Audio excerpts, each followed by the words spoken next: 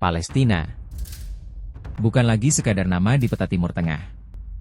Hari ini, ia adalah simbol penderitaan yang tertahan, perjuangan yang belum selesai, dan ketabahan yang sulit dibayangkan. Di balik angka-angka korban dan statistik kehancuran, tersembunyi kisah manusia yang tak pernah muncul di berita utama, namun pantas didengar dunia.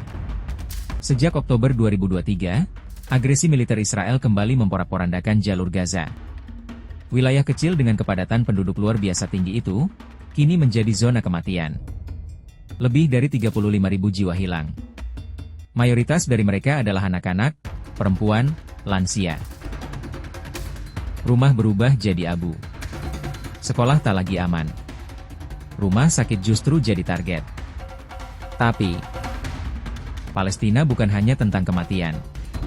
Ia juga tentang mereka yang tetap memilih untuk hidup. Anak-anak menggambar pelangi di tembok reruntuhan. Ibu-ibu memasak dengan apa yang tersisa. Relawan medis bekerja siang malam di bawah ancaman serangan udara. Mereka, pahlawan tanpa seragam militer, yang bersenjata dengan satu hal, kemanusiaan. Setiap bantuan yang masuk membawa napas baru. Tapi jalan ke Gaza, bukan jalan mulus. Truk bantuan tertahan berhari-hari. Kapal kemanusiaan dicegat, seolah kasih sayang pun kini memerlukan izin untuk berlayar. Yang melukai lebih dalam dari bom, adalah diamnya dunia. Beberapa negara besar memilih menutup mata, berdalih diplomasi dan keseimbangan politik. Tapi, bagaimana kita bicara keseimbangan, kalau yang satu punya senjata nuklir, dan yang lain bahkan tak punya listrik? Meski begitu, suara perlawanan tak pernah benar-benar padam. Dari mural di tembok kota, dari puisi yang disuarakan, dari ruang kelas yang gelap, hingga panggung dunia. Nama Palestina diseru. Bukan sebagai propaganda, tapi sebagai tangisan kemanusiaan. Konflik ini telah berlangsung lebih dari 75 tahun. Generasi demi generasi. Lahir dalam penjajahan, tumbuh dalam ketakutan, dan dewasa dalam pengungsian. Namun harapan tidak mati. Di balik puing-puing, mereka menanam zaitun. Di tengah blokade, mereka tetap belajar. Tetap bernyanyi, tetap mencinta. Karena mereka tahu, identitas tak bisa dijajah. Martabat tak bisa dihancurkan. Dan kini, tanggung jawab moral tidak hanya berada di pundak pemimpin dunia, tetapi juga di pundak kita.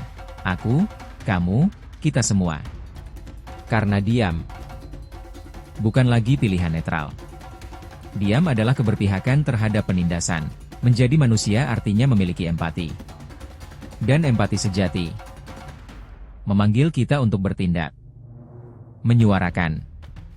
Mendidik. Mendukung.